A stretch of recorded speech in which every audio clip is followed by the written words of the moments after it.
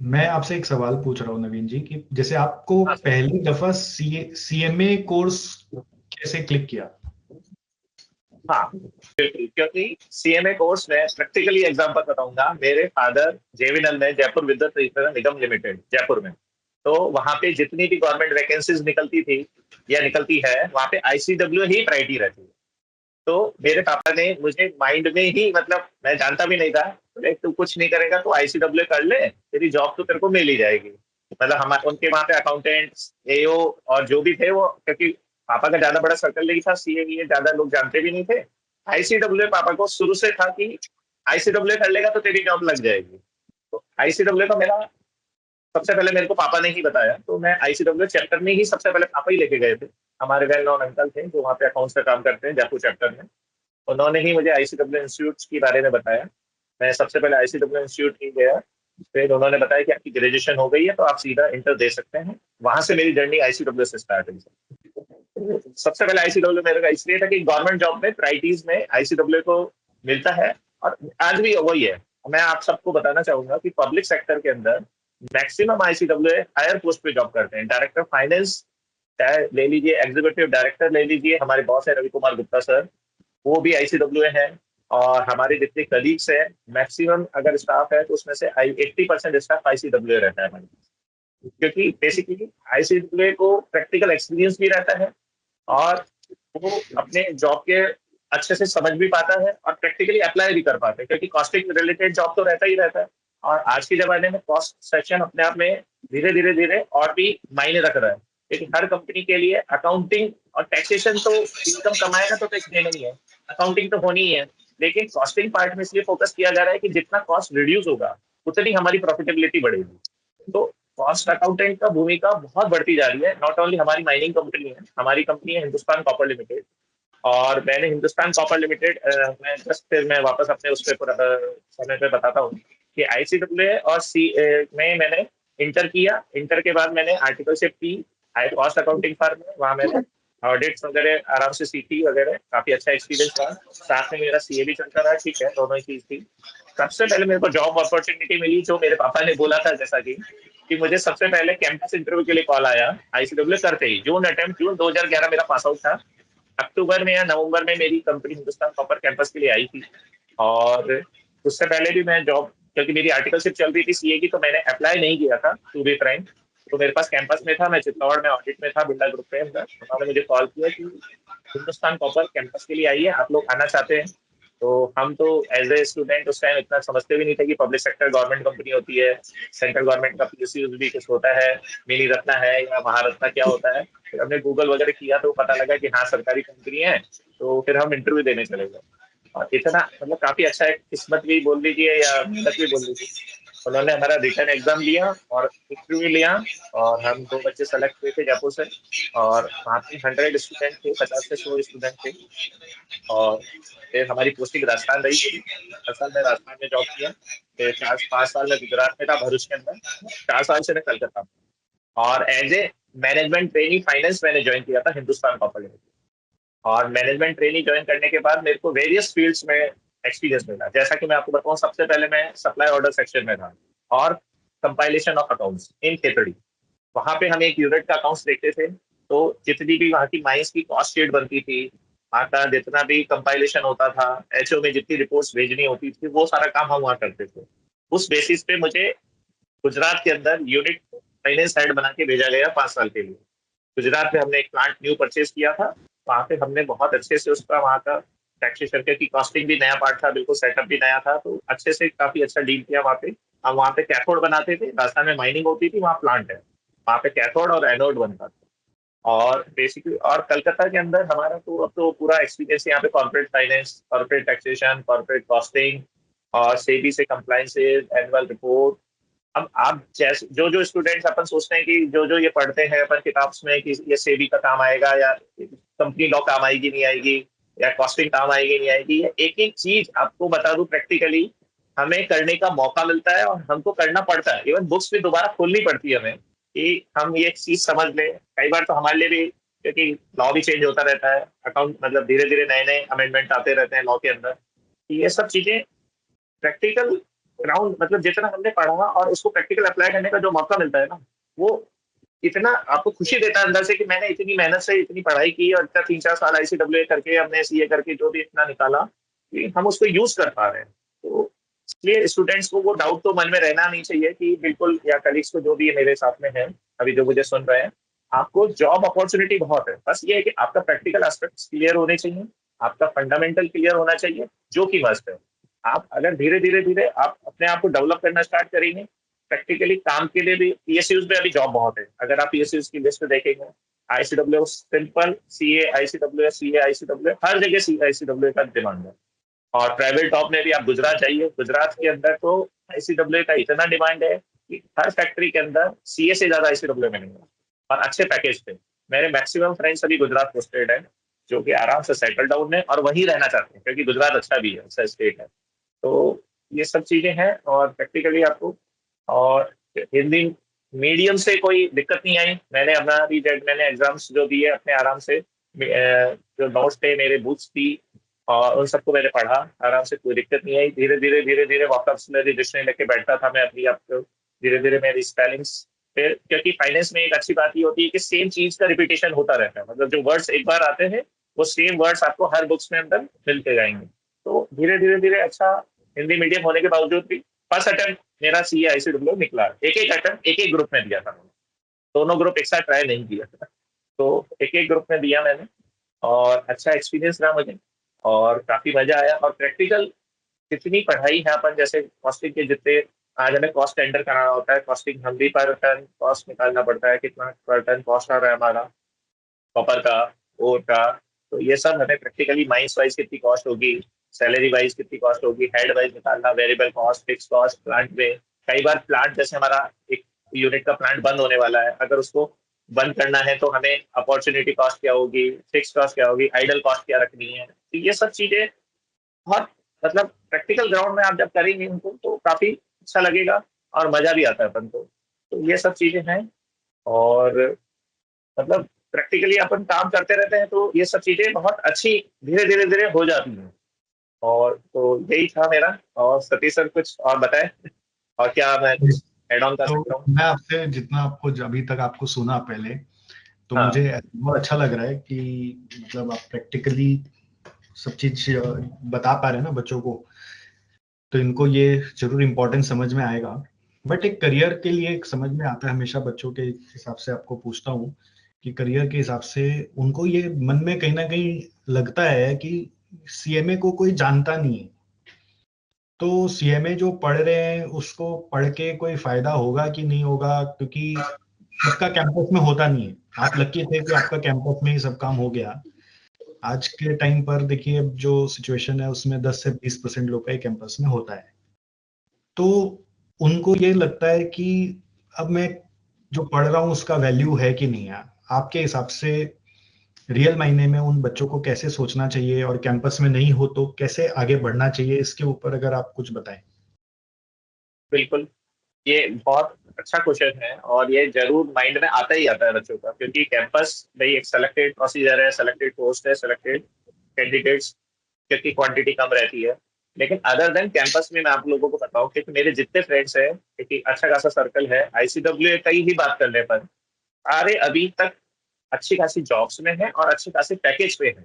Even कई लोग को मेरे से अच्छा पैकेज पे भी है, क्योंकि उन्होंने शुरू से ही और जो सा लगता है कि मैं कैसे जाऊंगा out of other than campus. आप अपना CV अच्छे से बनाएं, और अच्छे से इंटरव्यू की तैयारी करें। और प्राइवेट कंपनीज, जितनी मैन्युफैक्चरिंग कंपनीज है, देखिए ICWA करके, अगर आप ICWA में प्रॉब्लम क्या आता है मैं आपको बताता हूँ प्रैक्टिकली। आदमी होम टाउन का होम सिकनेस वाली बात रहती है। अगर आप चाहेंगे कि मेरे घर के अंदर कोई भी जहां से भी बिलोंग करता है कि मेरे को वही जॉब मिले, वो थोड़ा सा, वो किसी भी फील्ड में, CA में भी वैसा ही है, ICWA में भी वैसा ही है। अगर मैन्युफैक्चरिंग इंडस्ट्री में आप अप्लाई करेंगे, आप किसी भी फाइनेंस सेक्टर में अप्लाई करेंगे, अदर देन अपने होम टाउन से बाहर जॉब अप्लाई करेंगे, तो आपको काफी अच्छी अपॉर्चुनिटीज मिलेंगी, और वहां पे पैकेज भी आपको अच्छे मिलेंगे। आपको ऐसा नहीं सोचना है कि ICWA करके मेरा कैंपस नहीं हुआ तो क्या हुआ, आपको जॉब 100% गारंटेड है। ये मैं मतलब मेरे एक्सपीरियंस से बता रहा हूँ, क्योंकि जितना मैं जानता हूँ फील्ड में, आदमी जॉब करने वाले आज भी मार्केट में कम हैं।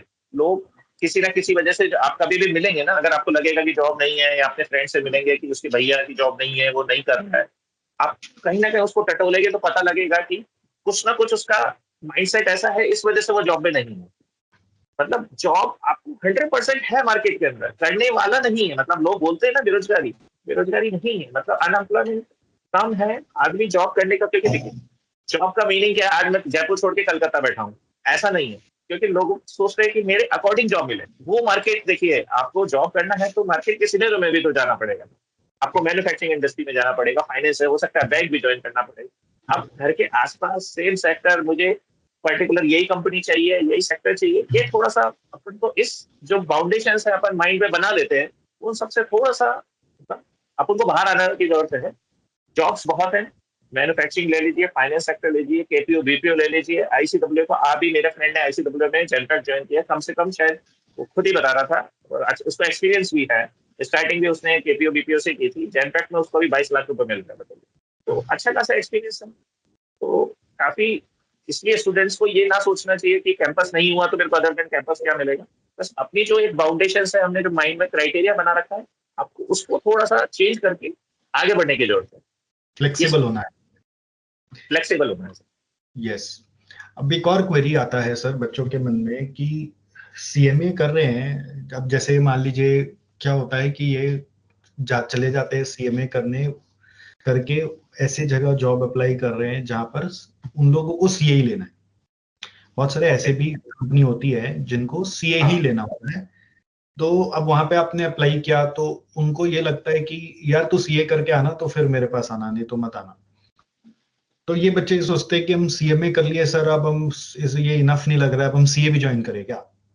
जैसे ये मैं इसलिए भी पूछ रहा हूँ क्योंकि आपने भी सीएमए के बाद सीए किया, तो इसका क्या मतलब जरूरत वाकई में था कि नहीं था, या जॉब की रिक्वायरमेंट थी इसलिए किया, कि बस कंपटीशन लड़ना था इसलिए किया। मतलब बच्चों को क्या एडवाइस किया जाए कि इसकी आज के जमाने में जरूरत है क्या। देखिए, मैंने सीए के आईसीडब्ल्यू के बाद सीए नहीं किया, जस्ट मैं उस टाइम पढ़ रहा था, पढ़ाई से टच में था, मेरा खुद का प्रैक्टिकल बता दूं, इसीलिए मैंने सीए साथ में कर लिया। वरना मुझे आईसीडब्ल्यू के बाद सीए करने की ऐसी कोई जरूरत महसूस भी नहीं हुई, क्योंकि मेरा कैंपस भी आपने दोनों आईसीडब्ल्यू से साथ में हुआ है। स्टार्ट किया, आपने दोनों साथ में स्टार्ट किया था। साथ में स्टार्ट किया, मतलब आईसीडब्ल्यू के बाद मैंने सीए डाल दिया था कि भाई मैं साथ में पढ़ रहा हूँ तो ये भी पढ़ लेता हूँ, बस। और कोई मेरा माइंडसेट और कुछ नहीं, इसलिए मैंने आईसीडब्ल्यू के बाद सीए किया, ऐसा नहीं है। आईसीडब्ल्यू सीए साथ में किया। और आईसीडब्ल्यू के बाद देखिए, अगर मैं सीए के बाद, क्योंकि मेरा आईसीडब्ल्यू सीए फाइनल था, उससे पहले मेरा कैंपस हो गया था, तो मैं जॉब में भी आ गया, बस मैंने सीए फाइनल कंप्लीट कर लिया। लेकिन मैं कभी मेरी कंपनी, क्योंकि मैंने ओरिजिनल, मेरे को जो जैसी कंपनी चाहिए थी, जो प्रोफाइल चाहिए था, वो मुझे अच्छा लग रहा था, और मैंने काम स्टार्ट कर दिया। ऐसा नहीं कि मेरे को सीए की वजह से मेरे को और कहीं जाना था, या नहीं, ये नहीं। और दूसरा, अपन जहाँ सीए की, जैसे आपने अच्छा बात बताया कि जहाँ पे सीए को ही प्रेफरेंस देते हैं या सीए को ही लेना है, तो ऐसा स्पेसिफिक 10% केस में होता भी है। ठीक है, तो वो वैकेंसी उस हिसाब से वो प्राइवेट में भी स्पेसिफिक लिख के रखते हैं कि भाई हमें सीए ही चाहिए। लेकिन ऐसा नहीं है। वहां पे जब अपन जाएंगे अगर इंटरव्यू के लिए, क्योंकि आजकल कंपल्सन गवर्नमेंट में भी आपने देखा होगा कि सीए ऑब्लिक आईसीडब्ल्यू रखता है, वो कंपल्सरी सीए नहीं मान सकता है। अब आप इंटरव्यू देने से पहले ही आदमी माइंडसेट में हो कि सीए का तो हो जाएगा, मेरा नहीं होगा। वैसा नहीं। आपका एक्सपीरियंस कितना है, आपका नॉलेज कितना है, प्रैक्टिकल एस्पेक्ट एप्लीकेशन कितना है, आप जब इंटरव्यू देंगे तो सामने वाला भी जज करेगा। आप नहीं मानेंगे, मैक्सिमम सी ऐसा, मैं तो खुद सीए हूं तो मैं ऐसा नहीं बोलूंगा कि मेरी कंपनी में मैं कुछ सीए आते हैं, उनकी अकाउंटिंग भी इतनी अच्छी नहीं होती जितना हमारा आईसीडब्ल्यू अच्छा उसको परफॉर्म कर लेता है।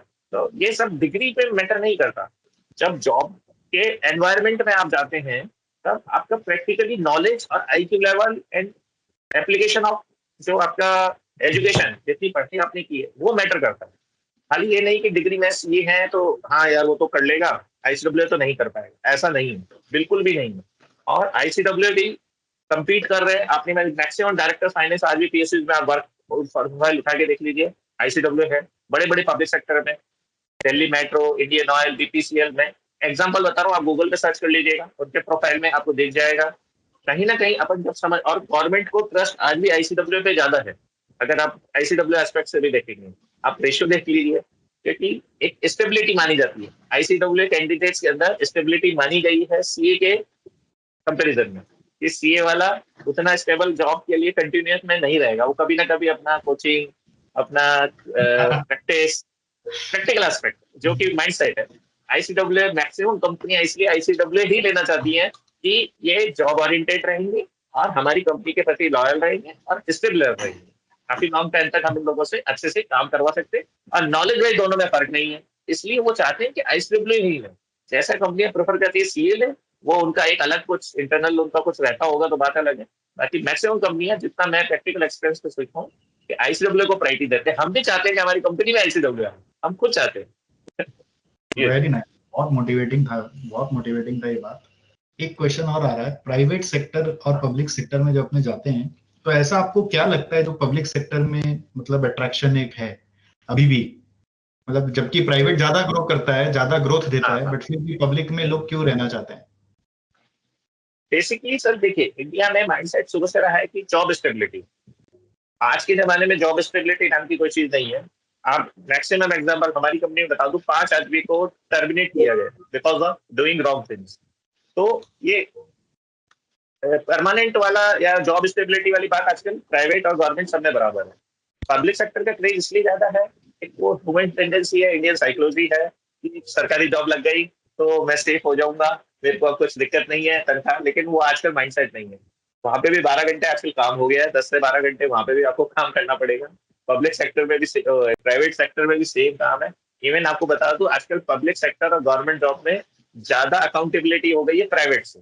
प्राइवेट सिस्टमेटिक हो गया है, प्राइवेट सरकारी अनसिस्टमेटिक हो गया है।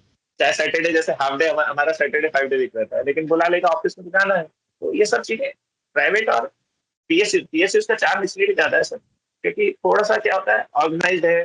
दूसरा, आपको जो प्राइवेट के अंदर आप सोचते हैं कि माइंडसेट है। बाकी तो आजकल प्राइवेट में तो मैं अच्छे प्राइवेट सेक्टर के एग्जांपल जो मेरे फ्रेंड्स जॉब करते हैं, वो बल्कि इतना अच्छा उनका वर्क प्रोफाइल है, इतना अच्छा मैनेजमेंट है, बल्कि वो चाहते नहीं है पीएसयूज में आना। मैक्सिमम पीएसयूज में लोग रिजाइन देके प्राइवेट सेक्टर ज्वाइन कर लेते हैं, क्योंकि वहां पे एक तो आपको अपने टाइप का काम मिल पाता है।